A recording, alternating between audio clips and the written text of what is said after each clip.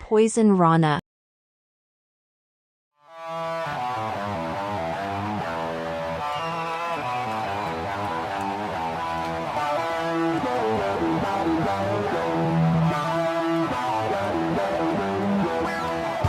First time in a long time, but back like I never left. Taking each day as it comes, you know me, I don't read ahead. Watch me burn down everything, BDE on the TV set. When I'm in control on the road, you can never really know what's up next.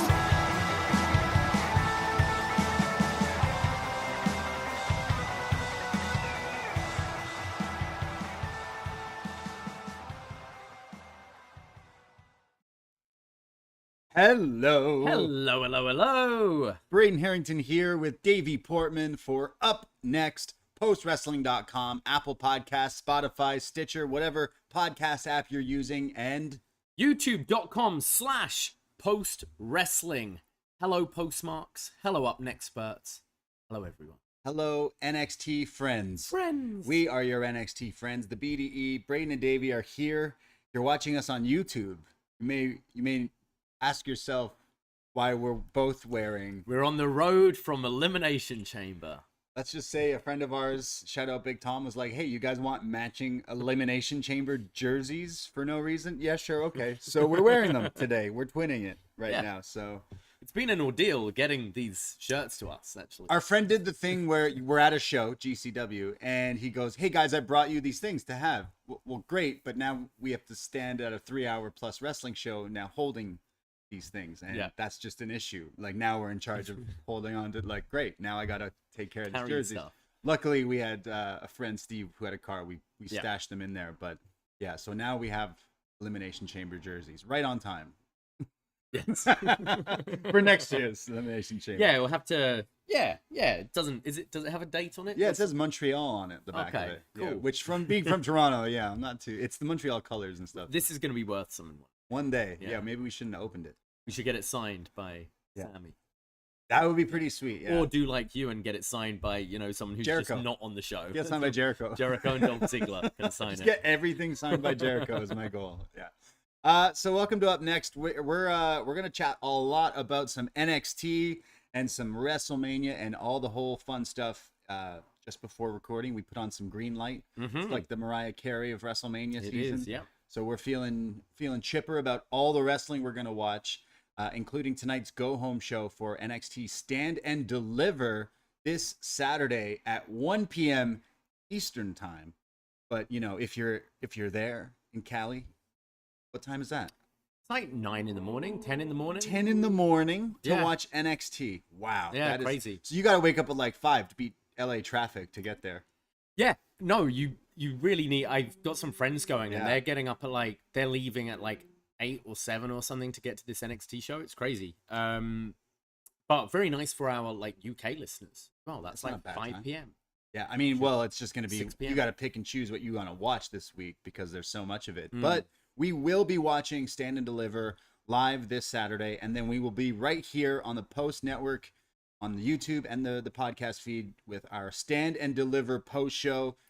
There's going to be a lot of wrestling. Yeah, as soon as the show finishes, pretty much we'll be going live on the Post Wrestling feed, and then we'll be shooting off to Gabby's. That's right, just downtown King Street West, Gabby's.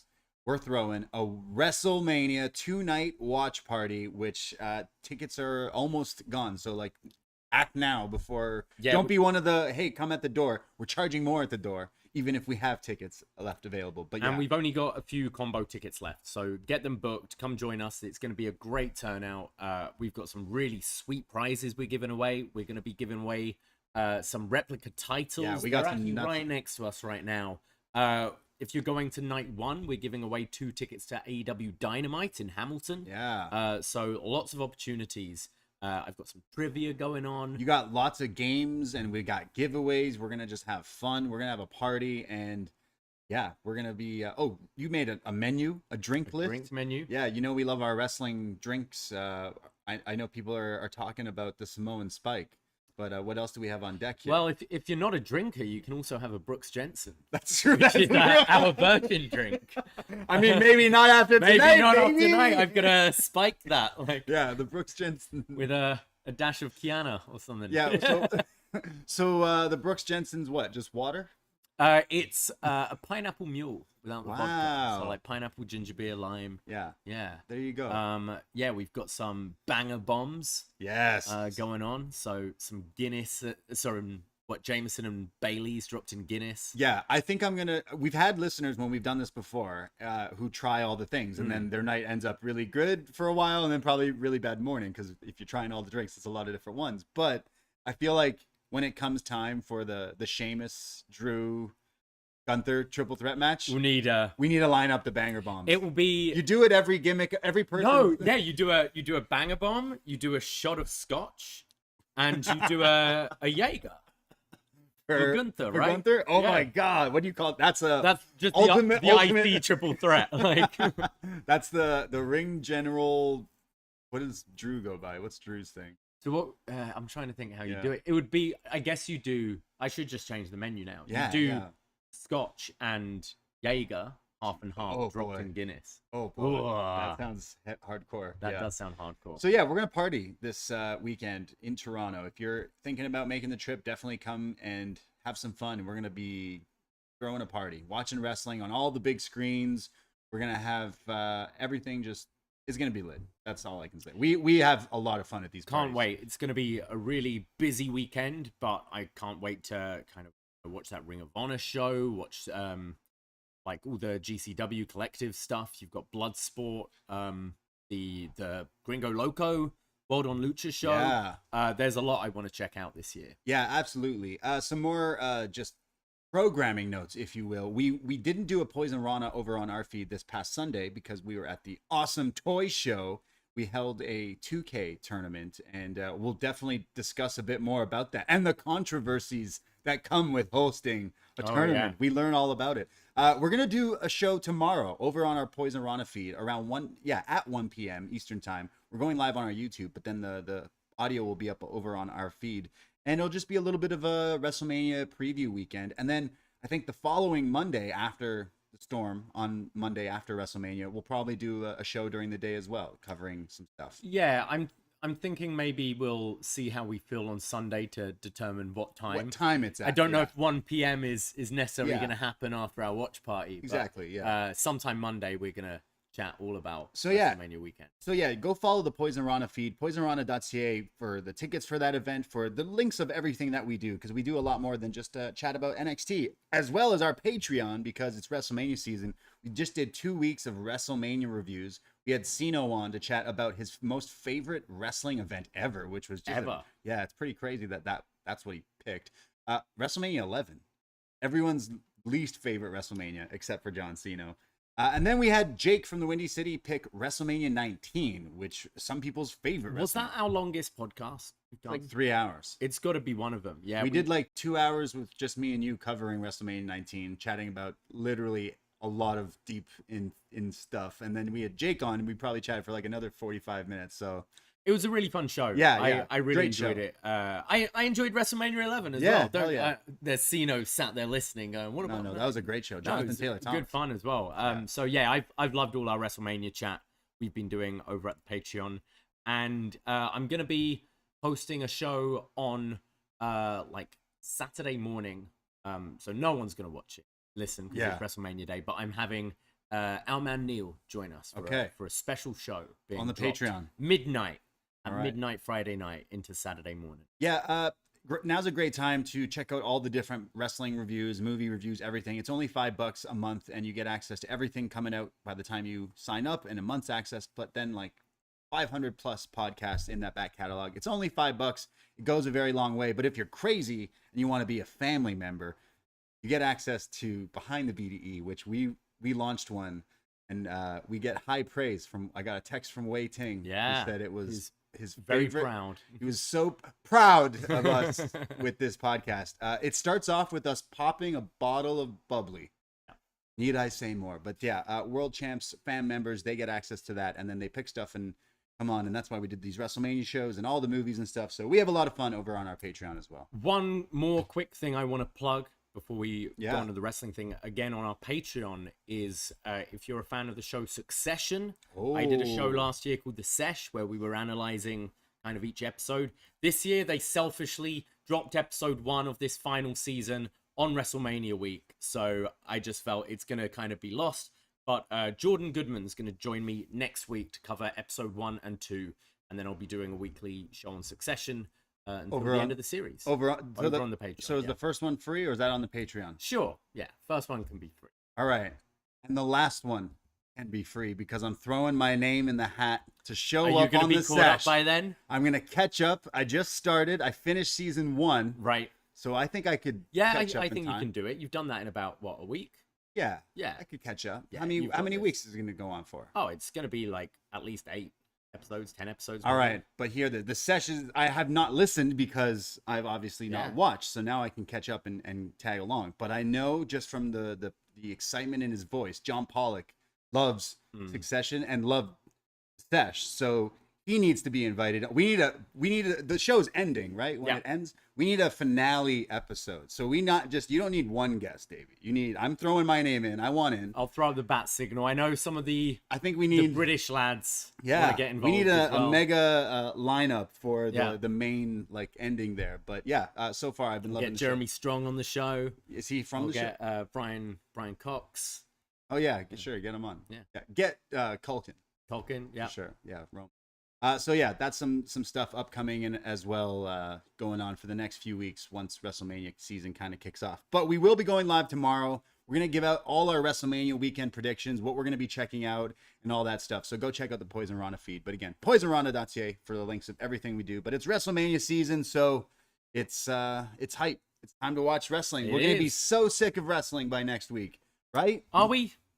We're fiends. Till Tony Khan announces something nuts for next Wednesday. Yeah, we'll give some thoughts on Vikingo and Kenny tomorrow Oh, as yeah. well, because we haven't really been able to talk about that. But yeah, shout out super chat Jake from the Windy City who says Crack Addict is still a banger. Play it at Gabby's. Oh yes, we'll play it on Saturday. 100%. We've Dedicated got our to you, Jake. WrestleMania playlist going. Yeah, Bit of Pitbull, bit of Flow Rider, the weekend. just the Weeknd's album. Yeah. Apparently. Yeah, so good stuff. So yeah, we're gonna chat about everything else tomorrow on Poisonrana, including syringes. But need I say more? We'll discuss this at a further date. I don't want to say anymore, but wrestling's fucking weird, man. Let's go. What have I missed out on? Okay. But yeah, lots of WrestleMania talk. Bye. Lots of WrestleMania talk tomorrow on Poisonrana and going into this weekend because this is the most hyped I've been for a Mania because Yeah, it just me looks too. like a stacked card. So we'll definitely Yeah, chat I'm about it. genuinely really looking forward to a good few matches this year, which I can't Yeah. say I've said for a while. I've had matches surprise me at WrestleMania, but sure. this year I'm like really, excited for this one. Yeah, so we'll give all our thoughts on that tomorrow. So go check us out over there. But let's talk about some NXT because as everyone's talking about WrestleMania, there's also not a takeover, but a stand and deliver. Stand and deliver. Saturday, 1 p.m. Eastern time on the network or the cock or whatever you kids call it these days. And yeah, it's a pretty stacked show. And going into it, like probably one of the bigger ones that they've had for since the 2.0 kind of takeover, I'd say this is it. This is the big card that definitely. I mean, you stacked. could argue even before 2.0 because think we were in the The weird pandemic, era. so it was all True. those empty arena things. Like, Yeah. I'd say this feels bigger than Karrion Kross as champion during that whole time. Yeah. Well, that's not saying. No, I know, but that's what I'm saying. It's been years. Yeah, since, yeah. Like this feels like a genuine I'm pumped for this show. Yeah. Looks like a good card. Well, we'll go into predictions at the end of the show, but we're going to discuss this go home edition of NXT from March 28th, 2023. Well, technically it was taped, I believe, after last week's episode. So this was already in the can, ready for tonight. I'm sure they're already on their way landing in Cali as we speak. So shout out all the wrestlers. Hope their travels are going good. We start off this episode of NXT with a battle royal, and the winner of this is added to the North American title match that's already has 5 people It'll make this the 5th in this match. And Wesley is the champ, and he's making all these people fight. Really, he's just making Axiom go through all these hoops for no reason. He's kind of being a dick. He's been like, Booker questions it. Yeah. We were questioning it last week. Booker's like, why did he, like, Axiom's been asking for weeks. Like, Dragon Lee just showed up last week and he's like, yeah, do you want You get a title shot already? JD and what's his face? You're fighting. You don't too? like each other? Join my match Yeah. instead. So he's making him do all this. Wes is on commentary, and yeah, Booker right away is like, yo, You're being a bit of a dick. just give him the match.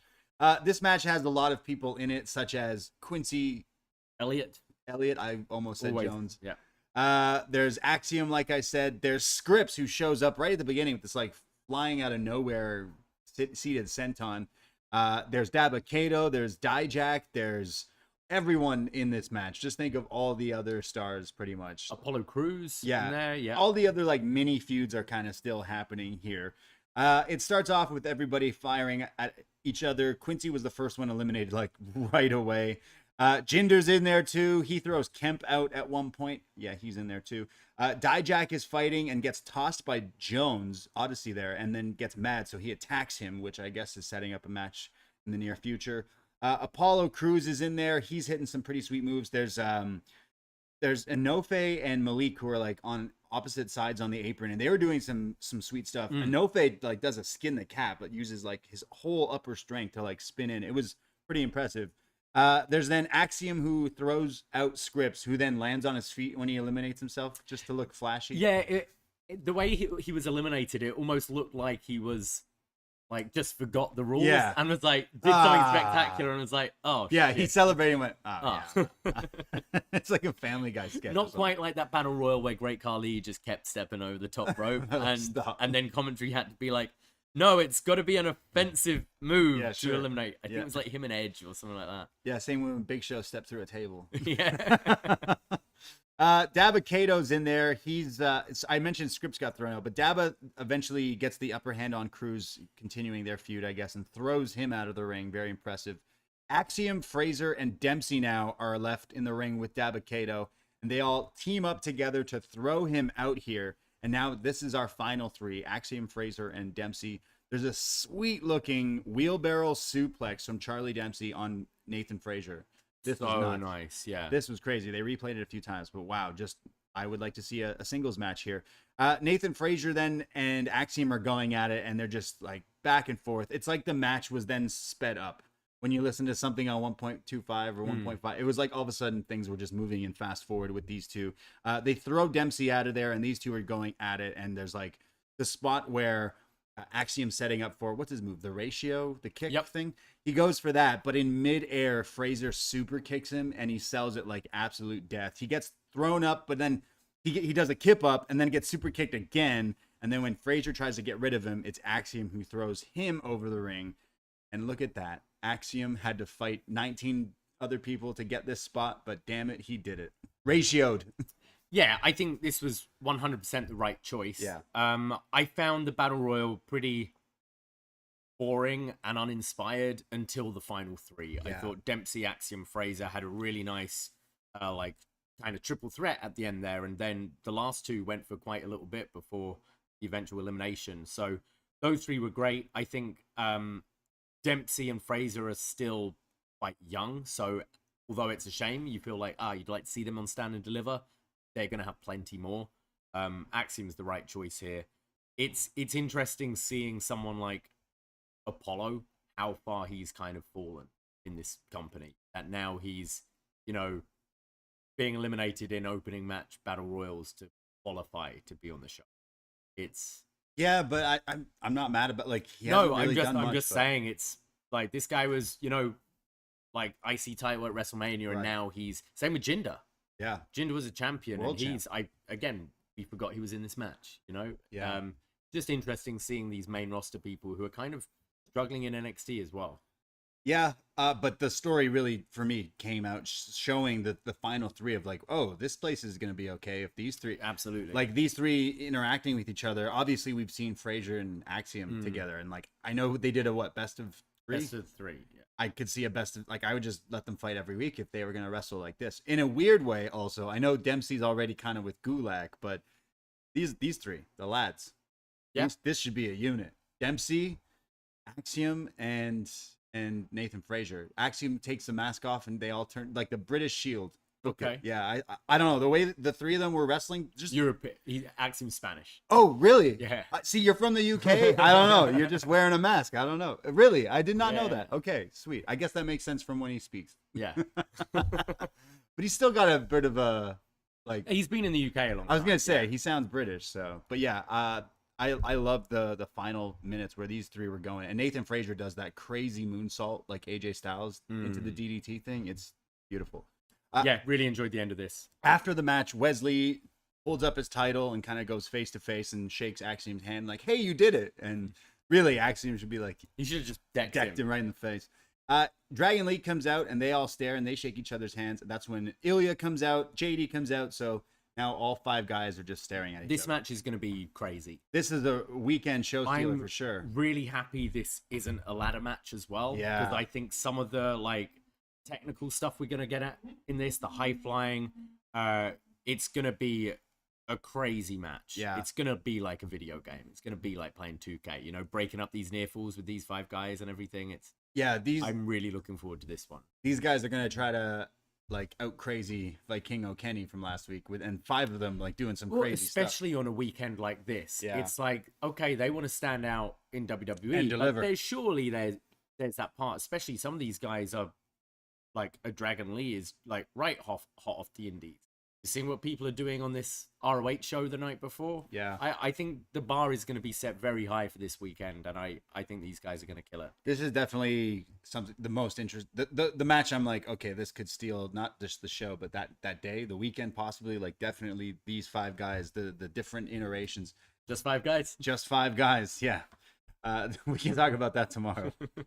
They have great fries though. Yeah. Tag fries. We see Pretty Deadly. We get these videos throughout the night here on NXT where they're kind of running down the card because they are the hosts of Stand and Deliver. Yeah, they really got over the title loss thing very quickly. Yeah, they're like, wait, actually, we can be presenters and don't even have to wrestle? Perfect. If they're the host, can they not just add themselves into the match? I could do that, man. Yeah. Pretty Deadly preview the show. They previewed just what we just saw, the 5-way for the North American title match, and they give some picks. They think either JD or Dragon Lee is going to take the title home. This one. I'd see Dragon Lee, but after kind of this, I imagine Axiom. I'd like maybe to see Wes retain and have a singles against Axiom. Right. Down Okay. the line. Yeah. They often do use these ladder matches to change the title, so. Yeah. We go to Brooks Jensen, who's backstage with Briggs, and he's talking about something about voicemails. And when Kiana James walks in with Fallon, and Fallon's kind of like, all right, tell him the truth. And Kiana says, there's something I want to talk to you about. And Fallon's like, go on. And she says, well, the past few months I've gotten to know you, and what we have is special. And I don't know how to say this, but I feel horrible that you're not part of Stand and Deliver. So I went to Sean and I got you a wild card tag team match tonight. And if you win, you are added to the tag team title match at Stand and Deliver.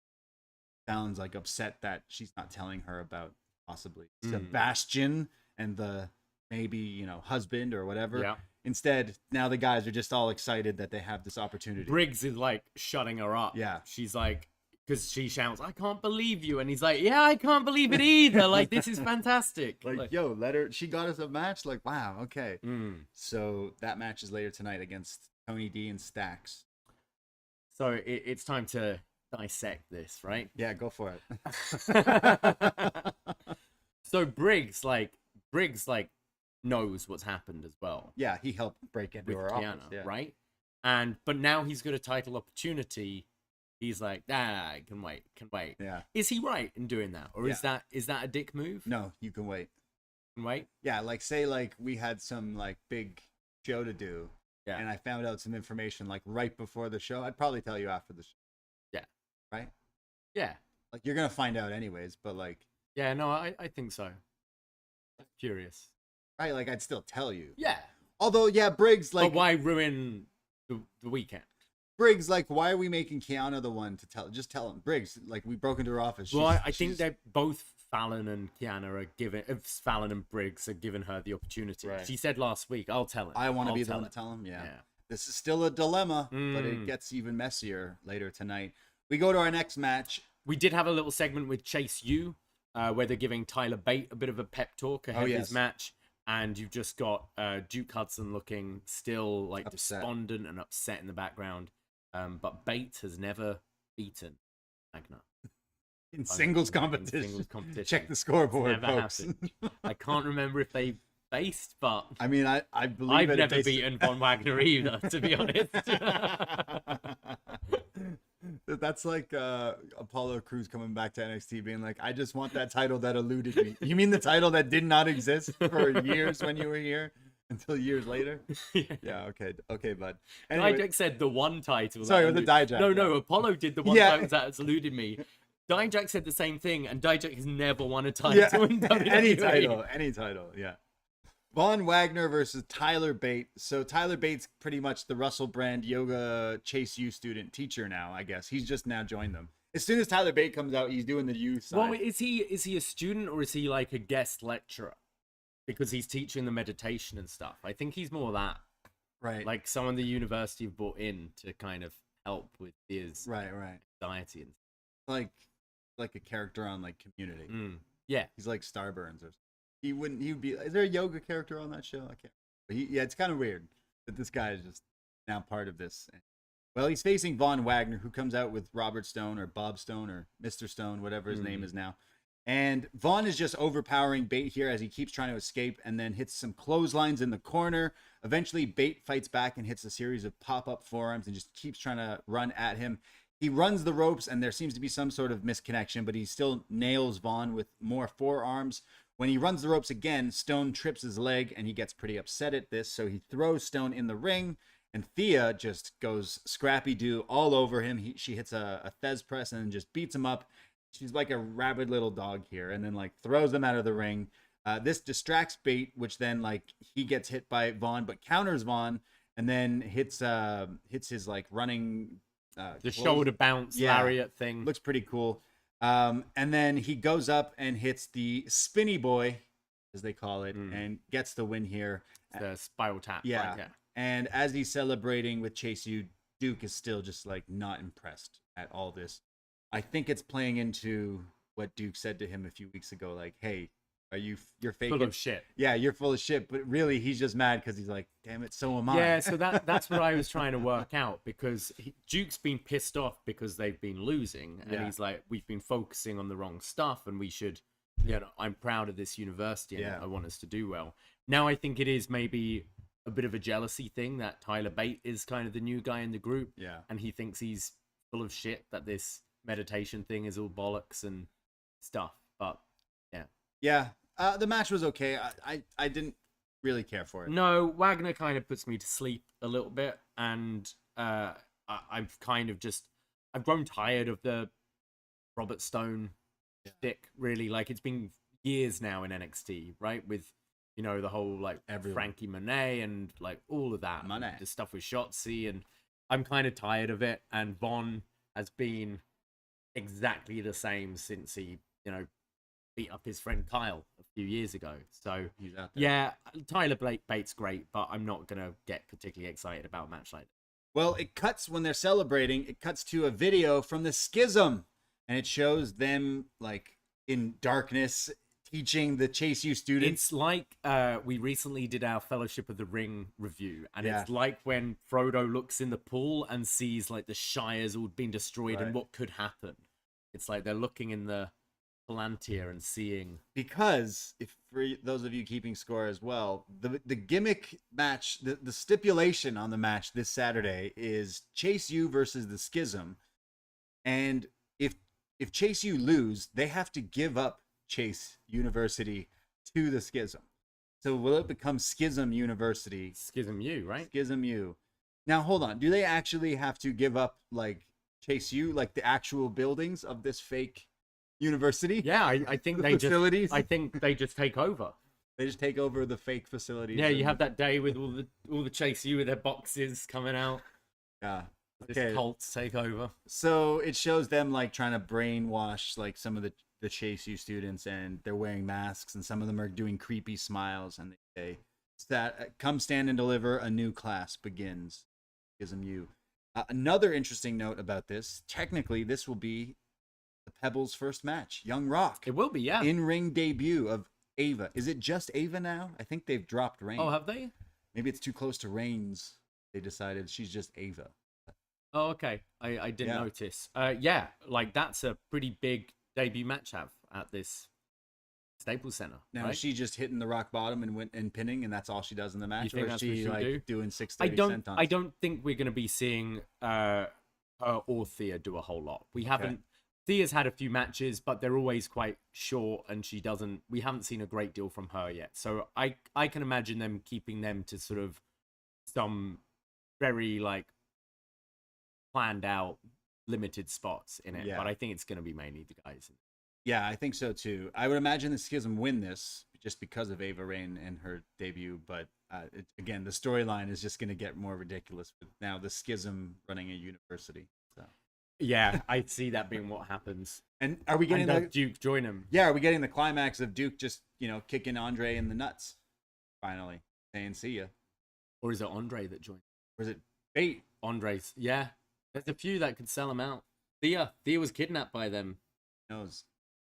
There's a lot going on in this ridiculous, I'm excited. silly storyline. One of the weirdest stipulations: if you lose, the fake university has to go to the emo kids. Yeah. All right, cool. And the Rock's daughter's in it. Oh, and that British guy who was champ and used to have hour-long matches. Yeah, he's in it too. Hey, it's a better build than both women's championship matches at WrestleMania. Okay. This has been long-term. This has gone on for months. It's ridiculous, but it's had a beginning, middle, and it will have an end. NXT is alive and well, folks. Shout out Andrew Thompson in the chat. Shout out Andrew Thompson in the chat. And Jordan Goodman. Happy WrestleMania to everyone. Continuing on here, we go to Roxanne Perez, who is backstage. She's walking down the hallway here. She's got smiles on her face, and she's here at NXT when she walks into Sean's office. Or did she? I have some thoughts about it. There's a promo here with Roxanne and Shawn Michaels having a conversation about how Roxanne is back. But you tell me, were they even in the same room? There was not one shot of them together.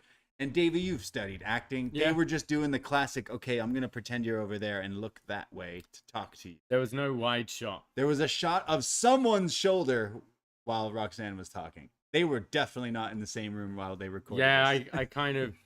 I'm watching it back, and I think you might be right. And bless the NXT editing people, but I know what you were doing. One of you, the scheduling did not mix. They could not be in the same place at the same time. There is a shot. There's a shot. There's a shot here of them. It looks fixed. Photoshop. Ops. Yeah. So Roxanne is here, and she says, "Hey, Sean, I'm back." And he's like, "Oh, well, what do you mean?" She says, "Well, I've been cleared. The docs said that what caused me to faint was exhaustion just from pushing myself too hard, but I've been cleared now." And anxiety. Yeah, and my anxiety keeps kicking in. And he says, "Look, I'm thrilled that you're back, but your health is the biggest priority, and a ladder match just isn't the thing for you. So I don't think you should be in this match." And she gets a little upset. She says, I've talked about my anxiety, and I know that I'm physically able, but you're saying..." He says, mentally, I'm not sure you're there. He says, you're 21 years old and you have a long career ahead of you. And says, like, yeah, I don't think you should do this. And she says, what would you do, Sean, when you were, young and fighting for your opportunities and chances? You think you would miss WrestleMania? Well, you wouldn't. And I won't miss Stand and Deliver. She says, my anxiety is crippling and I can't run away from it, but I can face it head on. This is my title and I'm going to defend it. She says, well, if you can show me the tests are cleared, then I can put you in the match. And she says, I'll show you everything. I'm cleared. And she's happy. And she says, can't wait. And yes, it's Stand and Deliver. So it is official that Roxanne Pop Rocks is back. And she will be defending the title against all the already earned spots of opponents for this match. Yeah, I don't think this worked for me. This whole kind of fake injury, fake sort of not vacating the title. this hasn't really worked. I would have understood it more if she was a surprise at Stand and Deliver. Yeah. And to get more of that sort of pop. Oh, she's back and she's healthy and she's defending it. This kind of just went nowhere. And I feel WWE have tried a couple of times, because we've seen it with Liv Morgan, where they clearly want to get this like young female role model who talks about things like, you know, anxiety or not. Liv Morgan did all these weird vignettes when her character was changing about just like, you know, sometimes you don't really know who you are and stuff like that. And they're trying to write this, what is it? What's the generation below us? Gen Z. Gen Z. They're trying to write these sort of Gen Z characters. So, like Roxanne's this, I have anxiety too, and she's trying to conquer it and go for the title.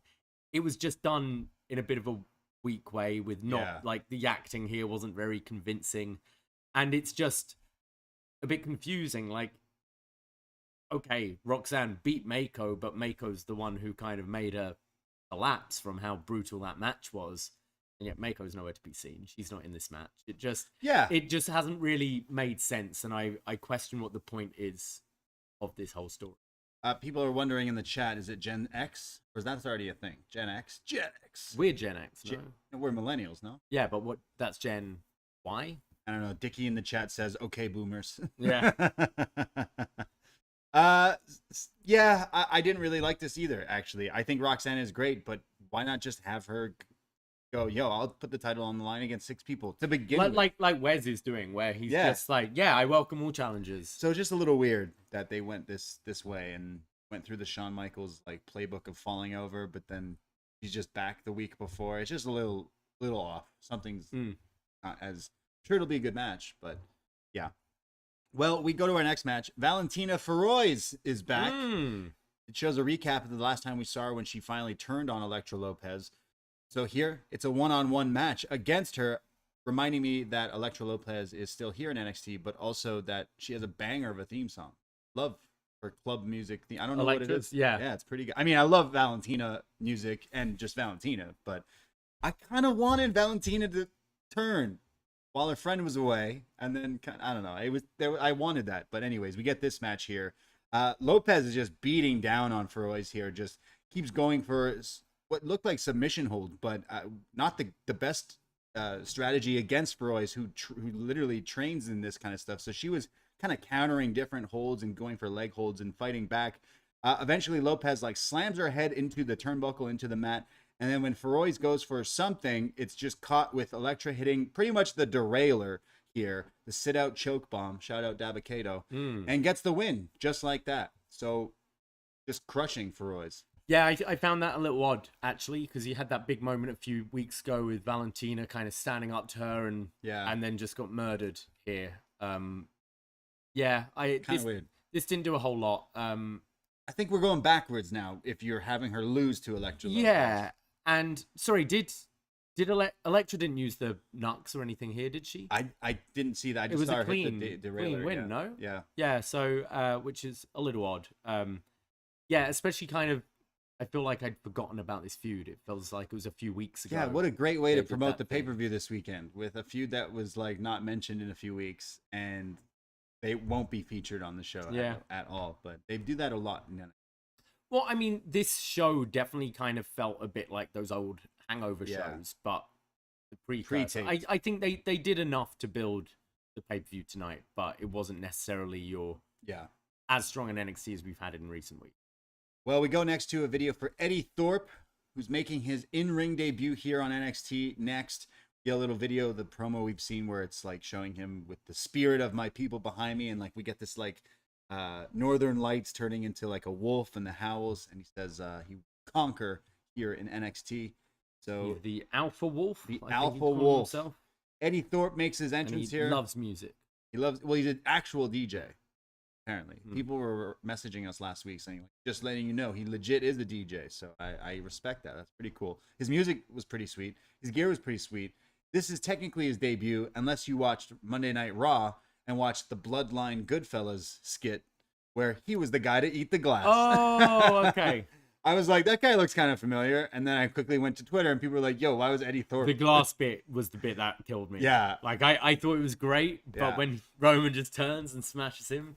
Isn't it weird that we were like, yo, wouldn't it be funny if they did, like months ago? We were like, me and you were like, wouldn't it be funny if they did? It makes the most sense, doesn't it? Yeah. For them to do that. It's just so funny that they then literally went with that. It was like, that makes, they missed out on Reservoir Dogs with Sammy and the Bloodline walking. Yeah.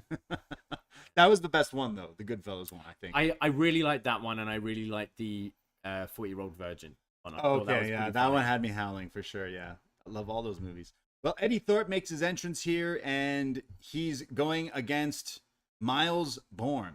Yeah. Don't know too much about this guy. He's a deaf wrestler, I believe, and has been Okay. appearing on Level Up. We've heard about this guy. Yeah, and apparently the crowd do the kind of, the waving thing for clapping. for Whoa. him, like That is incredible. which is pretty cool. I did not catch that. Yeah, because I think a few weeks ago, I think it was when you were away. Okay. He was in a match, and he seemed to get a big reaction from the crowd, and I was like, oh, maybe his friends and family were in, and I think it was Cino that said, oh no, he's the deaf wrestler. Yeah, in that is NXT. correct. Yeah. I know this was a like showcase for the debuting of Eddie Thorpe, but I thought this kid looked Yeah. awesome, man. Just from little short things here. Thorpe hits a running crossbody early on, but like I said, Myles comes back and hits some pretty impressive moves of his own, including a side almost overhead belly to belly suplex, and that's when I was like, yo, this kid's pretty good. Thorpe comes back though and hits a running like haluva kick in the corner, and then a running standing elbow drop. And then there's like a twisting neck breaker. Maybe he learned this in the New Japan Dojo. The shake, rattle, and roll for the 1, 2, 3. The crowd wasn't too like behind this. They were kind of on their hands, but I mean, Remember, this was a back-to-back taping last week, wasn't it? yeah, So this was being filmed at like 11 p.m. fair enough. last week, and these are two guys that we haven't really seen a great deal. Well, we haven't seen one at all. So I'm not surprised the crowd were dead. I quite liked on commentary, Book we criticize him sometimes for maybe not knowing his stuff, but I think it works in this case where Booker's like, all right, Vic, I don't know who this guy is. Tell me about him. And Vic's like, oh, well, he's actually made a name for himself. Been doing stuff. I thought it actually works quite well. Book's kind of ignorant sometimes. Right. This is the first time I've watched Carl Fredericks, really, and I can't say there was anything that particularly stood out to me from this match. Does a lot of stuff I see a lot of people do, but it was a quick match, so I don't know. Yeah, it's kind of a tough spot. It's not the best time to do debuts and stuff, especially this weekend. Everyone's focus is on like a lot of other stuff, but I feel like maybe having more of serious matches, not just kind of squash matches. I almost feel someone like having your debut match against someone like a Javier Bernal, who we've established now is the NXT geek. jobber, the Yeah. geek who gets beaten up. I think you can showcase what you do. I think putting him out against just someone cold, like someone who just does level up really and no one really knows, maybe not the most exciting way. Again, to do no it. disrespect to Eddie Thorpe. Again, No. I think going forward. But after watching this, I was like, yo, who's this kid? Who's Myles? And then now you're telling me that's why the crowd is doing that. I was like, whoa, that's, like I said, pretty awesome. So we'll see these two guys, I'm sure, down the line, but this wasn't too flashy by any means. We go to another video for Pretty Deadly, and this time they're discussing the big grudge match between Johnny Gargano and Grayson Waller, and they're talking about how this is Gargano fighting for the honor of his family now, because Waller made it personal. And Kit Wilson says, you know, I would fight for your honor, Ellie. Elton says, thank you, Kit. You are very brave. And Kit says, yep, that's my middle name, Kit Bravery Wilson. These guys could be in this company for a very long time without having to Wrestle. really. I think back to those old like VHSs and DVDs of the compilations of different matches. You could totally see these two Hosting presenting it. them, Yeah. right? I thought these were pretty good throughout the night. Yeah, this one was my favorite one when he's like, I'd stand up for you. I'd fight for your honor. I'm brave. We go to a video backstage. The Gallus boys, they're being interviewed by Mackenzie. And Mackenzie's like, yo, like, why did you just let these two teams get title opportunities, and they're like, "Hey, why? Like, why not?" WrestleMania weekend. We want Yeah. everyone to be on the show. They're doing the like, we're not heels anymore, clearly, because they're like, we just like to fight, and they're like pretending to fight a little. You like, know, the tip off for me as well was at the end of the interview, Mackenzie does a smiles to the camera. They're baby faces. Whereas she rolls her eyes if they're heels. She also calls Wolfgang Wolfie, and Okay. he winks at her and goes, "Hey, Kenzie." She knows. Gallus boys on top. He then says, "Look, the Creeds make a good case, and so does Tony and Stax, and hell, maybe Briggs and Jensen, sorry, want to join in. The more the merrier. It doesn't matter. 4, 6, 8 guys. Gallus boys will always be on top." Yeah, they're definitely going for the Brawling Brutes thing with these lads now. And this we've been questioning the last few weeks. Like, these guys meant to be baby faces. This to me felt the clear, like, yes, we are. I actually thought they sounded clearer than usual as well. Like sometimes struggle just understanding them, and I thought they, I thought they came across all right here. Here, Gallus. Yeah. Still wonder where Joe is. Fair enough. Yeah, the Iron Man. Maybe we'll see him come back. We go to Sol Ruca versus Ivy Nile versus Indi Hartwell. This is a last chance wild card match. The winner is added to the women's title match at Stand and Deliver. So we get Sol here just kind of countering Ivy and Indi and getting the best of both of them. As each are trying to like do quick roll-ups in the beginning of the match. But Sol sends them both to the outside and hits a picture perfect triangle moonsault to the outside. This one looked way better than the last time we saw her do it. But already, just every time I see Sol Ruca, she keeps getting better and better. She does this crazy move back in the ring, very similar to, I think, like Nick Jackson, who does the like flips and then an X Factor, like the X-Pac move. Yeah, she hits this just crazy. Ivy goes for this Rana on Sol and then comes back with a series of like strikes to try to get some pinfalls, but then Sol comes back and hits her flying springboard splash for a near fall. I think that move looks awesome. But Indi then hits her with a spine buster, but Sol kicks out of that. Eventually, Ivy has Indi in a dragon suit, in the dragon like sleeper, which is her finish. And while she has that applied, Sol climbs the ropes and hits the Soul Snatcher on her. But while she's getting up, it's Indi who runs from behind and hits the bullhammer, essentially her finish, and gets the 1, 2, 3. To the back of the head. Yeah, this one looked good. This one looked nasty. But Indi picking up the sneak win here, kind of stealing Sol's thunder, and is advancing to Stand and Deliver. I thought this was pretty entertaining, but Sol Ruca to me was the real standout of this match. I thought all her stuff looked really clean. I think it's starting to come together really nicely for her. Like, we've seen her hit some cool moves, but now I think she's doing the stuff in between the moves pretty well. That Soul Snatcher from the Dragon Sleeper was great, and I thought the finish with Indi was pretty good. Still question where Indi goes from here. I don't really see her winning the title at the weekend. Like, I imagine Roxanne retains. Yeah. And Indi just, I don't know, to me felt colder in this match than maybe certainly Sol Ruca. Sol Ruca is instantly becoming, and Ivy at least has had a bit of a story recently with Diamond Mine. So Indi was kind of like, okay, yeah, I get you should be there because you've been here a while, but I don't know. Yeah, I'd have probably gone with Sol, to be honest. I definitely. She again. Every time I watch her, I'm like, you get so much better, and everyone wants to see the Soul Snatcher off the ladder. So we'll have to wait for it. It's still maybe just like still really early to put you in a ladder match if you're new to this. Of course. But yeah, the fan in me would have been more interested in Sol I Ruca. like this match, and Sol was definitely the standout in it, and I would say that she's going to be a pretty big star here in NXT or WWE even. They then did this thing where like all the girls come out. We see this in NXT a lot where they come out through the audience, and it's as Vic is just running down the match. Yeah. But it feels like, you know, if you want to vote for Gigi, it's 414-696-555. If you want to vote for Roxanne Perez, didn't it? It was like going to each one. As the American Idol theme. Yeah, exactly. Ryan Seacrest there.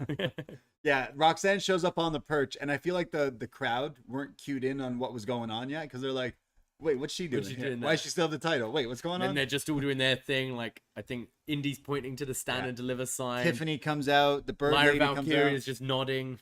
This match should be pretty good too. Yeah. And I feel like the reason the ladder match, it's a ladder match, and is to give like the women a chance to do a ladder match, because that's not something they always do, rather than like that North American title. Have we seen a multi-women's? I feel like we have in some. We've had the capacity. singles Yeah. ones, haven't we? Yeah. I'm not sure if we've had.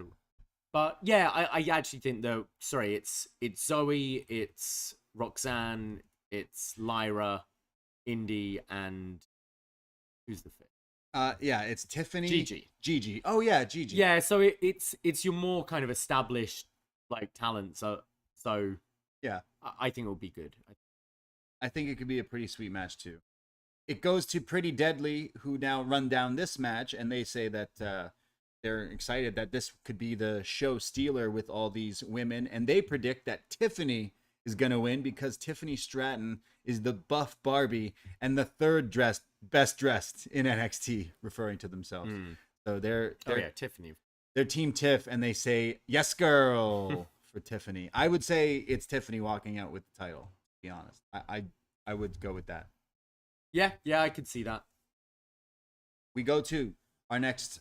Well, it's a video for Grayson Waller, who is supposed to show up to sign a contract for his match with Johnny. And he says that Johnny is barred from the arena tonight, and Johnny Cosplay, as he calls him, he says, I'm at the arena now, and I got lots of security because I know you're a sneaky little hobbit, and you always like to attack people from behind. So you never know what I'm going to say, but can't wait to say it later tonight. Calling out Johnny, saying, don't you dare show up. We go to a video for Braun Breaker and Carmelo Hayes. It's a prime target. They brought the name back, didn't they? Prime. When was our last actual prime target? I feel like this one's like not as, in depth as the original ones. For sure. But still, like, they've used it a few times like this, but still pretty cool. Braun Breaker, Carmelo Hayes, they show when both of them were signed and in the exact same class when they were brought into the WWE. They show the photos and all that stuff and the news articles and stuff. That was pretty cool. They talk about how they're both the alpha males here in NXT, and everyone knew that. And Melo says, heavy is the head that wears the crown, and this Saturday I'm taking that crown. It's going to be mine. And then it shows it focuses a bit on Carmelo here, where it shows it gradually through the stages of NXT and him and Trick and winning and becoming a champion, and shows him like grinding and training harder than ever in this gym, and then how him and Trick are out with the ladies going to the clubs. He says, I train hard all day, so I have a few hours to go to the club, but when it's time for the after party, I go back and train more. Which sounds tough if you're like a little lit and a little wavy. Might be. Maybe he's been on the Brooks Jensens. Maybe, right? possibly. And he says, like, that's how you know I'm ready, because I'm not partying the way I used to be. I'm taking this way more seriously than ever. And still, me becoming champ here is still just the beginning. Like, this is my life now, essentially, meaning WWE. I thought this was pretty cool. And he says, don't worry, though, because there'll be time for me to celebrate when I win and become the champ. And it's considered this done when I win on Saturday. And then it cuts and flips to Braun, who shows him, and he just laughs, and he goes, I don't go to the club. I train hard every day. And then it shows him on a jet ski. Pretty much DJ Khaled, Braun Breaker on the jet ski here. He says, I don't go to the club, and I've been training and working hard. Yeah, you're the alpha male, but I'm bigger, I'm badder, I'm stronger, and you can't take this from me, and you can, pretty much die trying here. And it cuts back from Melo saying, I'm going to take that, and I'm going to take everything. Give me my fucking crown, says Carmelo. I am him. This Saturday, main event, two biggest names in NXT collide. I am looking forward to this match. I liked this. I kind of wanted to go even deeper, to be honest. I would have liked to have seen, more footage of them in the PC when they first joined and that kind of thing. Yeah. I actually thought Braun sounded better than Melo here, which I wouldn't normally say, but I thought he sounded way more natural in this style of video where they're kind of, I don't know, not playing wrestler as much in this thing. They're showing that they've, been working hard and they were from this class together and growing up. Whereas I thought Melo sounded a bit more wrestler promo-esque, which I didn't think actually, I think he sounds more natural when he's like backstage or in the ring. whereas this is a pre-tape. I didn't think he sounded as good as usual, but I'm looking forward to this match very much so. Yeah, this will bang for sure, and I do think we see a new era kind of going forward with Carmelo taking it, but he's not hitting the club and hitting those after parties. You know he's focused. Yeah. Someone in the chat saying maybe Trick is a bad influence. Maybe. He's like, yo, no, Trick was a good friend though. Trick knew he went, oh, you're going to train? Okay, see you later. Have fun. Go train. So that is a good friend. True. That's when me and you were like, don't let us go out tonight. Yeah. And I go, you want to go out tonight? That's why we're not. We're NXT enablers. champions. Yeah. Yeah, exactly. I love how Braun also traded in his fishing boat for a jet ski. Well, he's the champ. Yeah, he upgraded for sure. He's He was the champ champ when he was over you. fishing. But... Yeah.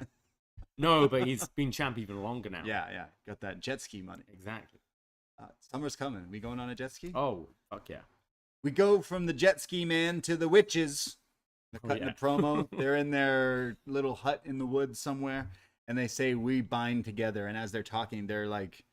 binding. Their hands, red ribbon. They're into some bondage. Red witch whip ribbon. Yeah, witch bondage here. As they're talking about their destiny is forged this Saturday, Stand and Deliver. They say that they're going to... They already know, like, the vision will come true, essentially. Maybe they've been hanging out with Apollo. They say, like, whatever you do, like, the outcome will be us becoming champions. It's already written in the stars here. They then say... I love their catchphrase now. They've taken both their names. Like, I swear we've been joking about this as well. It's always darkest before dawn, and when there's smoke, there's fire. Bravo, guys. Yeah, I think you're into these two more than I am. Yeah, a little ironically, because it's really silly. Yeah. It's silly.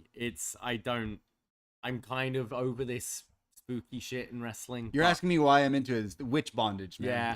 Yeah. But I know people like yeah, Undertaker did all right for himself. Exactly. Didn't he? Yeah. So I know they keep on trying to do these spooky gimmicks, and there are people that like it. It's not for me. I do think they're winning on Saturday. I guess makes the most sense, really. Yeah. They've been the two manipulating all the other teams, and I mean, Fallon and Kiana are a terrible team, aren't they? Yeah. They're not working well. No. So yeah, I think it should be. We go next to our next match. Well, before that video was actually the entrance for Hank Walker. This is the worst wrestling entrance I've ever seen. This is Create a Wrestler 1 in the video games, where you come out with just like you pick the song that was number 1 in the game, like it's the actual songs in the game. This is the default one. Yeah. So this is where you've made your costume looks great. You've done your moves. Yeah. But then no, they didn't do his gear either. No, did his they? gear is just so generic. You've gear. done the moves, maybe, or maybe, maybe I'll give him that. and then you're like, yeah, I He can't comes be bothered out, to make an entrance. hands on his waist. The music's looks so quiet. Yeah. Not doing anything. And It's yeah, like country just music, and then does the pose like, nodding, Hank smiling. Walker. Wow, look at me here. Singlet. In NXT. Yeah, this man, you Terrible. know we love Hank, but like this was just Terrible. so funny. Legit Create a Wrestler. So Hank going against his former coach, Mentor, Drew Gulak here. We see Hank going in for submissions on Drew early on. He tries to put Gulak in a cross arm breaker, but Drew keeps blocking it and getting out of it. Then he puts him in a camel clutch. Hank's trying to make Drew humble here. And then goes for a stretch muffler. Rocklock, baby. But eventually Drew also gets out of that. So he's using all the moves that Drew taught him, essentially, here. Booker T on commentary says that, look at Hank Walker. He doesn't deserve to be here in NXT. He doesn't deserve these big matches. Booker T just goes off and says, Hank Walker should be carrying bags and should be getting me coffee. Booker really hates Hank. Eventually, Walker runs at Drew with the E-train, the Ho train, if you will, and then hits this face first side spinning slam, and then Hank takes the straps down. He's getting fired up, runs the ropes, and hits a shoulder tackle. Eventually, Drew kicks out of that, and Drew hits what we thought was a spladle. It could or could not have been a spladle here. Real ones know what the spladle is. And spladle. And someone's got to show this to Taz. Yeah. Spladle! Spladle! Holy shit. Hank eventually gets... Sorry, the spladle turned into a crossface from Drew, reminding us that he is still slick with this. Eventually, Hank gets out of that and goes for this like suplex. He goes for a wheelbarrow suplex, but in midair when lifting Drew up, he turns it into a cross arm breaker. I feel like we've seen like Kushida do this. You know? Kushida does this, Mox does this, like a bunch of anyone who does the cross arm breaker. So very impressive move here, Hank Walker.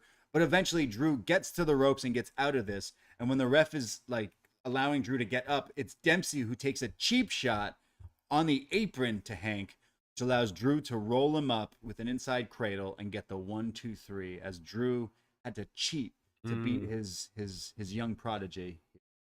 Yeah, not bad actually. I think Hank has definitely improved in ring since we saw him in the shirt and jeans. Still needs to figure his gear out and that entrance. I actually find it interesting that they've decided for this big guy, they're not going to go down the route of just making him a power guy. They're trying to make him a technician with this whole story, and the fact he's doing things like that cross arm breaker, it's really odd because I can't think of many big guys being like submission expert in wrestling. Can you?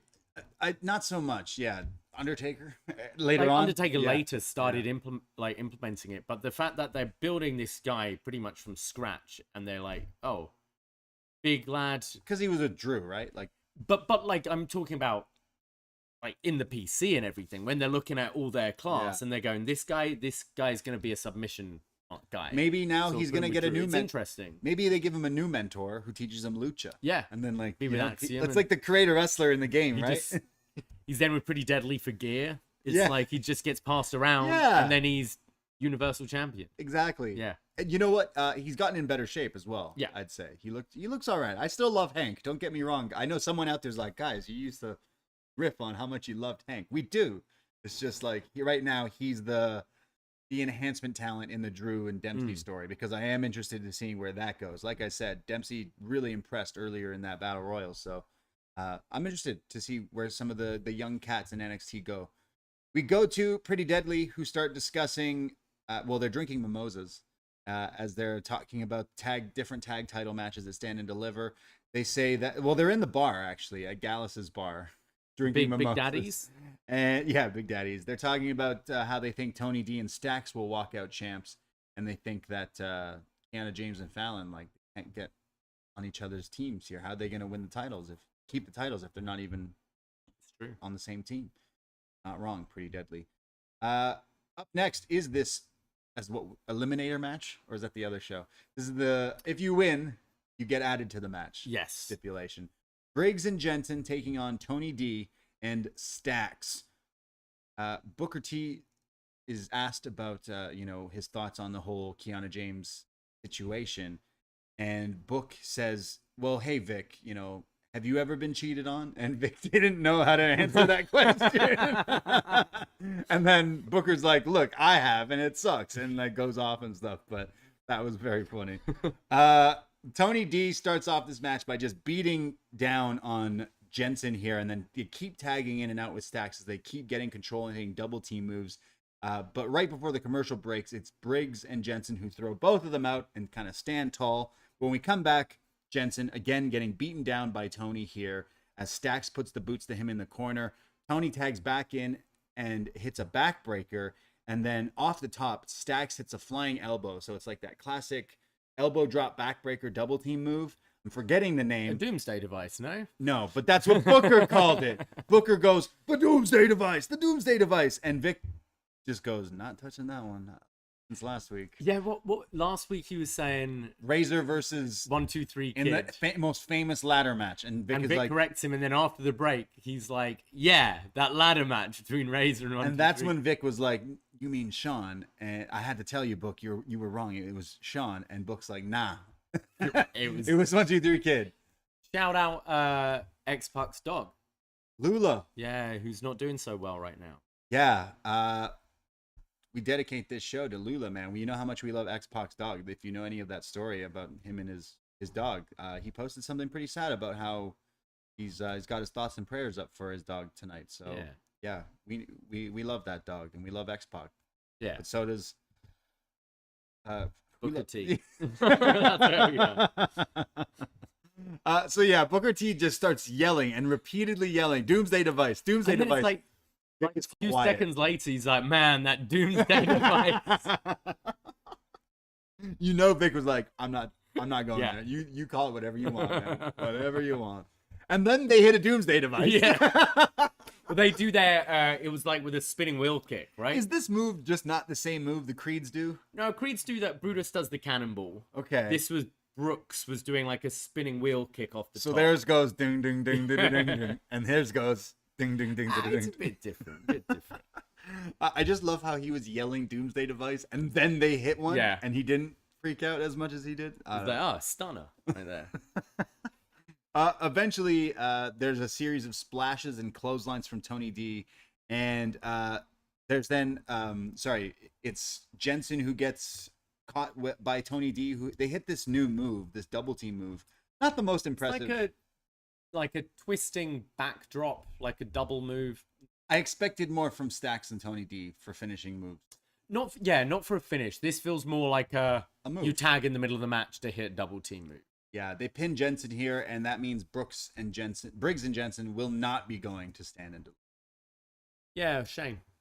Well, Yeah, I didn't think a whole lot of this match, to be honest. I thought it was Stacks and Brooks actually in this one who stood out a bit more. I think both are like clearly very young kids, but like coming along quite nicely in NXT.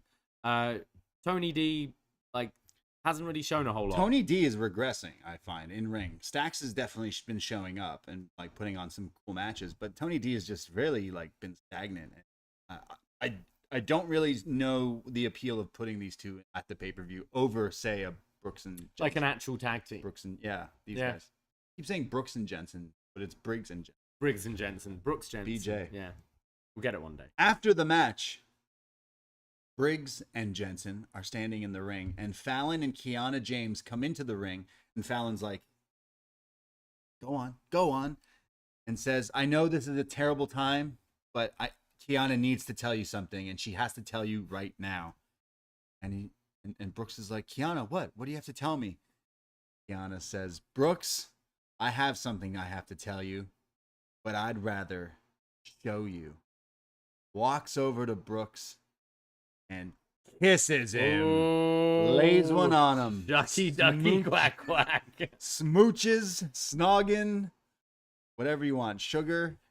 I need the gif of Brooks's face after, where he's just like His eyes are wide open. grin on his face.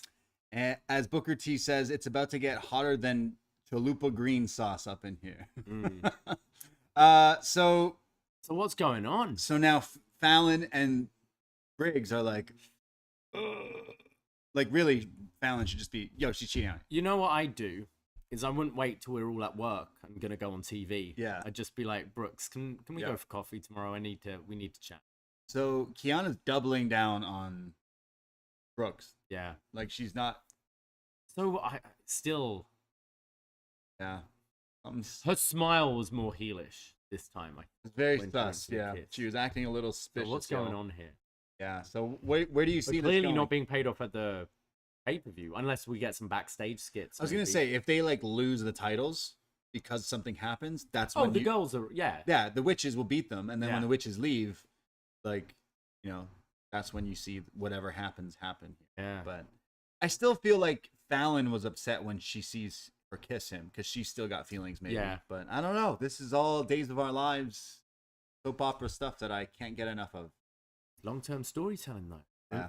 Remember, like, all those months ago when we were introduced to Fallon and she was helping Brooks with his dating profile? Look at him now. Finally got a kiss. Finally got the kiss.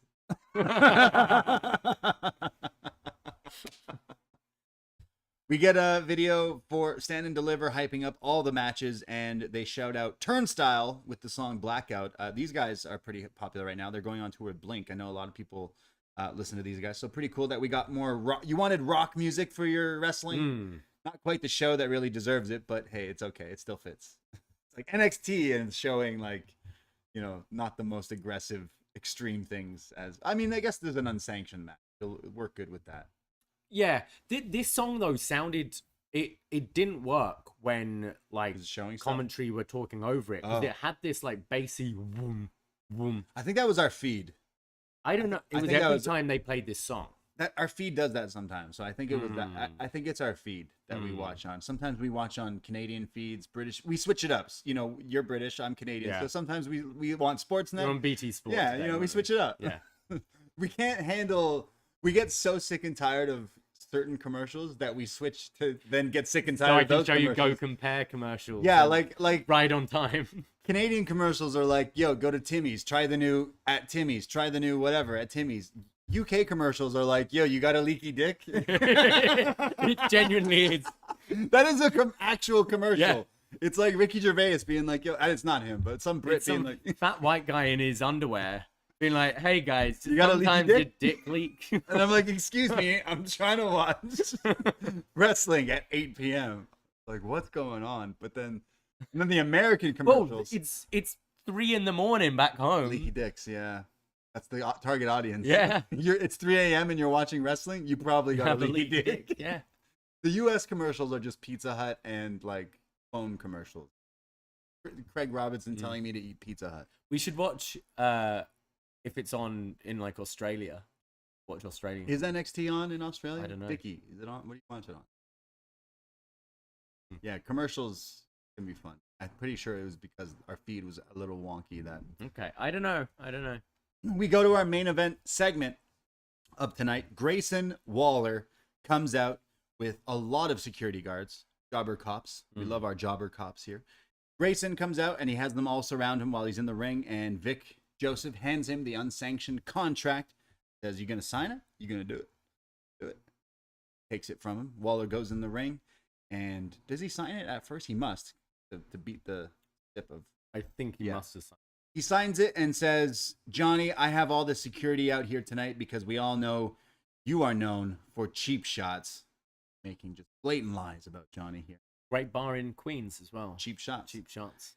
Waller says, "Ever since I came here in NXT, I was just singing and dancing, and people were just clapping for me, but they took me seriously after I jumped off the top of the cage at War Games and won. And people know that, I made my mark that night. So let's be real, Johnny. You're the biggest mark in this business. You say that you should bet on yourself. That's what you tell these people. Well, the last 15 months, no one has bet on themselves more than Grayson Waller. Johnny, I know you bleed black and gold while I bleed green," which then a lot of people in the crowd went, "What?" I think he means money. He then says, I used you, Johnny. I used you to put myself on the map, and I'm going to use you one last final time when I beat you at Stand and Deliver." And that's when Johnny's music hits, that Rebel Heart. Still don't like this version. And Waller is in the ring. He's all prepared. He's telling his security, like, get ready. He's waiting, but Johnny's not coming out when one of the cameras, our view, just starts to wobble and the camera gets placed down. But we see like the POV position here. You know where this is going. It reveals he takes the mask off, the hat off. It's Johnny pretending to be a cameraman. Is this another page out of Sean's playbook? Like A lot of This is people's. more Scott Hall, wasn't it? Yeah, but Sean's done it too. A lot of people have done this one. Johnny attacks Grayson Waller. The crowd goes wild. Security's trying to pull them apart. Both of them are fighting security guards. They're fighting each other. They're fighting ringside. At one point, Johnny gets busted open. He runs right into Waller's arm. I think this was hard way. Waller gets sent flying backwards over the steel steps. It's a crazy pull apart here. Again, the visual of Johnny's face being bloody, it was great. And Waller's reactions were really great as they're both being pulled apart here as NXT goes off the air, leading into Stand and Deliver this Saturday. I think they've done a really good job with this match. I think Waller is fantastic. His promo's great. I think how he handled the crowd who were like chanting throughout his whole thing, and he just kept on going, and it didn't seem to faze him at all. I think he's a real pro at this point on the mic, and I thought this pull apart was good. They were going for each other, like legit going for each other, and if that's anything to kind of see coming forward in this match, I think it could be really good between these two. Johnny doesn't really miss at a NXT event, shall we say? Can't call them Johnny takeovers. Takeover. Yeah. And I think this could be a real kind of match for Waller to show really what he's capable of as well. I think this card's looking good, and this match they've built pretty nicely.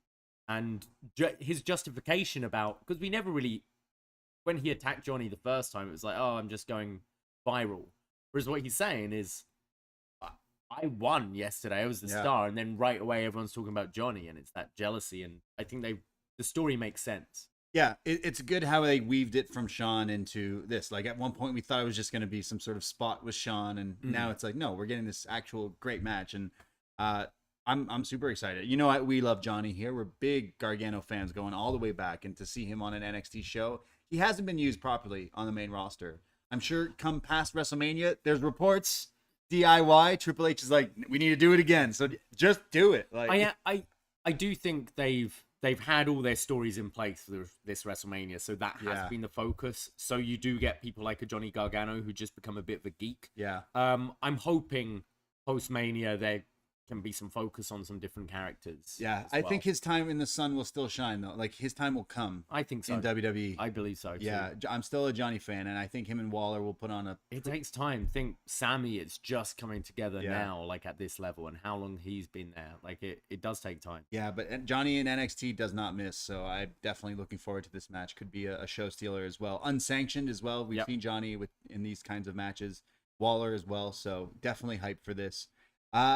What kind of gear is he wearing? We've talked about how it's probably Sean inspired, some California inspired. Well, if it's unsanctioned, is he going to be more in street gear? Oh, true. I think. What did he wear again? No, we should be looking up what Sean wore against Triple H. That was a SummerSlam, though. But... Oh, he'll wear the white tank top and blue jeans and boots. Just dressed like Sean. Yeah. Come out to Sean's music. Wear a cowboy hat. Trying to remember what he wore against. Yeah, he was in a Johnny Wrestling t-shirt, I think, at the Unsanctioned Match. Right. No? I imagine he's wearing... No, he was in gear. No. Like Shawn Michaels inspired, superhero inspired. Sure, but can't wait to see it as well. But that was NXT. That was next. That was up next. So it's Hollywood as well. Like, yeah, exactly. Some sort of Hollywood. Yeah, theme. Marvel, Hollywood. Yeah, something like that. Mm. Waller called him a mark and Johnny cosplay and all that, but really he should have really stuck the knife and turned it, being like, in those Marvel movies, I agree with Scorsese or something along the, that ain't Hollywood, and get Johnny even more angry about that. Ant-Man sucked. Johnny's just, let me at him, bleeding everywhere.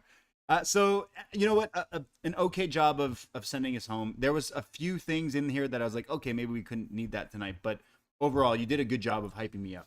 Yeah, I kind of felt for me, this wasn't necessarily the most entertaining NXT to talk about. Yeah. Because we know what everything is at this point. But I think it did a pretty good job of getting you fully up to date with what the big stories are going forward on Saturday. For sure. And kind of doing the hype packages. I thought as a kind of commercial for Saturday, I thought it did a good job. Well, we kind of gave predictions throughout the show, but quickly we can go through them again. Let's talk about the 8-person mixed tag match. Winners gain control of Chase University. Chase U with Tyler Bate versus the Schism. I think Schism with one of them turning and joining. Oh. Who it is? Duke? Could be I think Duke's maybe the obvious one. So I'm thinking maybe more of a Tyler. I mean, Tyler Bate goes way back with Jagger and Rip, doesn't he? Jagger and Rip. Yeah, I agree. Let's go with that. Yeah. What about the triple threat tag men's titles? Gallus defending against Creeds and Tony D and Stacks. I think this is a bit of a weird one. I feel there isn't much story, whereas everything else has been built quite nicely. I'm sure there'll be some good spots in this match. At this point, Gallus. I kind of think the same. Creeds weren't even on this show this week. Creed's like they've already won the titles. Let's not forget that. But also, like, if this were to be their re-crowning moment, it's kind of a weird. It feels weak to be crowning like this. So yeah, I kind of see Gallus retaining. Yeah. Wesley versus Dragon Lee, no relation there. Versus JD McDonough versus Ilya Dragunov versus Axiom, fatal 5-way for the NA title. I'm going with Wesley. Wesley retains. As much as I want to see Dragon Lee come in hot, I think Axiom should win this match after the whole kind of chasing the whole title for a while, and just keeps impressing me. But any of these guys winning, and again, I do think this could be a potential weekend stealing match with these 5 guys. But any of these iterations work for me. Dragunov, I hope doesn't win so that we can get him back into some bigger stuff. And I don't mean just NXT. I think maybe just get him out of here if he's not. Yeah, I'd like to see maybe the Carmelo match. Him, I think. Shit. But yeah, I'm ready to see him do stuff on the main roster.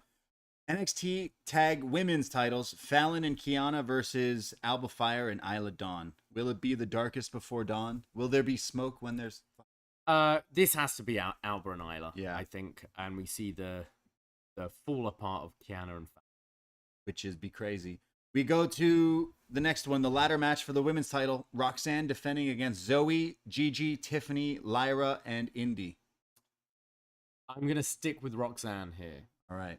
Roxanne's done big, overcomes her anxiety and retains the championship. Overcomes her anxiety and climbs that ladder. Yeah. Makes herself famous. Okay, just to offset, I'll go with Tiffany Stratton. Tiffany Stratton will make it happen. We then go to Johnny Gargano and Grayson Waller. Yeah, I'm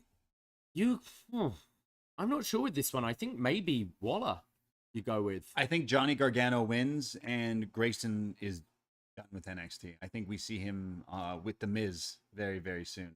Yeah. Former reality stars go under the wing of The Miz.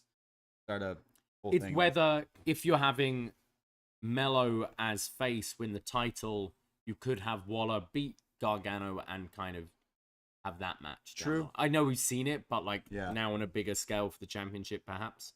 Yeah. I agree though. I don't think he's going to be in NXT. Yeah. So you're saying Waller? I'm going with Waller. All right, I'll go with. How could you do that? I'm sorry, I know. Main event: Braun Breaker, Carmelo Hayes. I think Mel. I think it's just the right time. Yeah, it feels like the right time. It feels like the right thing for Braun to move up as well. Talking about the Creeds, maybe the Creeds don't win, and we get that unit.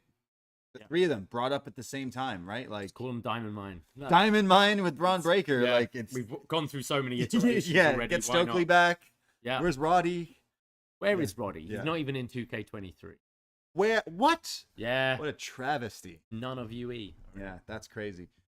So those are our predictions for. Well, I'm going with Hayes too. I think it is time for the changing of the guard. But yeah, those are our predictions for Stand and Deliver. We will be going live right after it ends over on the Post Wrestling YouTube. The feed we're on right now. So go look for that. And I know there'll be a lot of stuff going on. So hey, if you can't check it out, the audio and the video will be up right after on both the feeds there. So go check that out. Bank it. Just seeing Roddy's not in the game because of his injury, he wasn't able to do the mocap. Oh, poor Roddy. Yeah. Couldn't get someone else to do that for you? They usually just get other. Poor Roddy. Well, that was NXT going forward this weekend. I'm super excited for all the Stand and Deliver wrestling on Saturday, both nights of WrestleMania, all the other stuff that's going on. It's going to be a lot of wrestling. Go check us out over on our Poisonrana. Search Poisonrana in your podcast feed and check out our show tomorrow. We'll be going live on our YouTube as well, youtube.com/@PoisonranaPod. We'll give out some predictions for Mania, chat about everything going forward, all the other stuff, the GCW stuff, Kota Ibushi, Vikingo, Joey Janela, all the crazy stuff of wrestling going on this weekend. We're going to chat all about it and preview that tomorrow over on our feed. I think Shot in the Dark, there's going to be a new one this week as well. Look for postwrestling.com. John Way, Andrew Thompson, John Cena, all the whole cast and crew. I'm going to be joining them on Thursday. Look at that. It's on the cafe. Yeah. We're everywhere. Talking wrestling. Craziness. All week. Yeah. So all the wrestling, you know where to go. Postwrestling.com for all the updates. John and Way are going to have their hands full this weekend, I'm sure, with lots of WrestleMania chat. And again, Toronto area, Poisonrana.ca for tickets for our watch party, as the world sounds like it's absolutely burning down outside. But not before WrestleMania weekend, people. Please. So thanks, guys, for listening. Oh, do we have some feedback? Oh, we do. We may. Yeah. We do indeed. I've got it up here. Yeah, go for it. He says, we start with Frank, who says, but again, seriously, Sean and Rox clearly filmed that on 2 different days, right? That North American 5-way looks insane. Way to go, Brooks. Happy Mania week, y'all. I can't find the post, so. I can carry on. We go to Sean, who says, this episode is the epitome of cruise control. The only real highlights were the Axiom Fraser portions of the Battle Royal, Roxanne and Sean, the prime target on Mello and Borne, and the end stuff with Johnny and Waller. Everything else was just kind of there. The women's triple threat was particularly disappointing.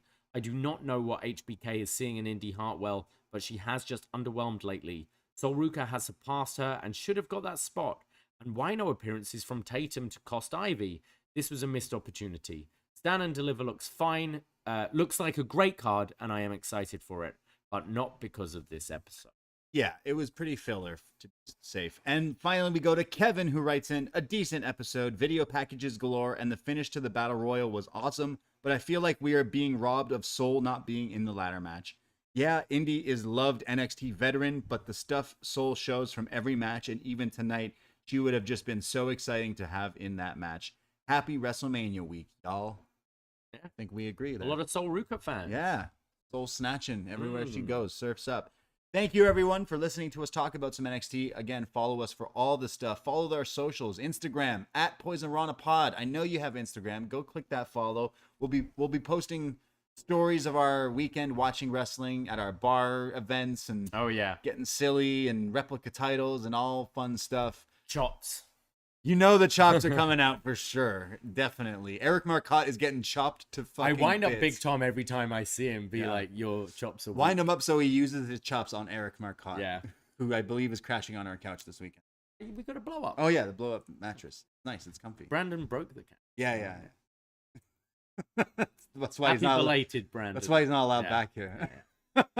That's not true. He is coming back for Forbidden Door, He is. which, hey, maybe you don't want to make the trip for our watch along parties, but we are planning for Forbidden Door if you're thinking of it. So can't wait for that as well. But lots of fun stuff this weekend at PoisonRanaPod, Twitter, Instagram. I myself, Braden Herrington, you can find me Twitter, Instagram at the Bray D. And I'm at Davie Portman. That's it. That's all. Are we now going out in our match and elimination chamber jerseys? No, we got to train for Stand and Deliver. Oh yeah, that's true. No, we can go out, but we just can't go to the after party. Yeah. Take care. Goodbye. Be safe and happy WrestleMania. Ahoy! Give me the green light.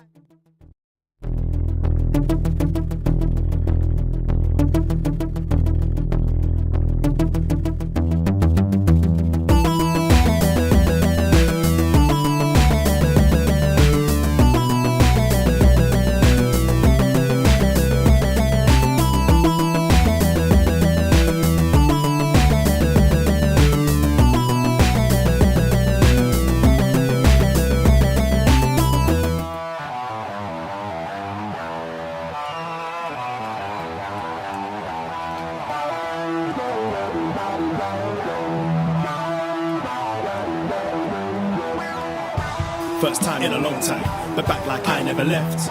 Taking each day as it comes, you know me, I don't read ahead.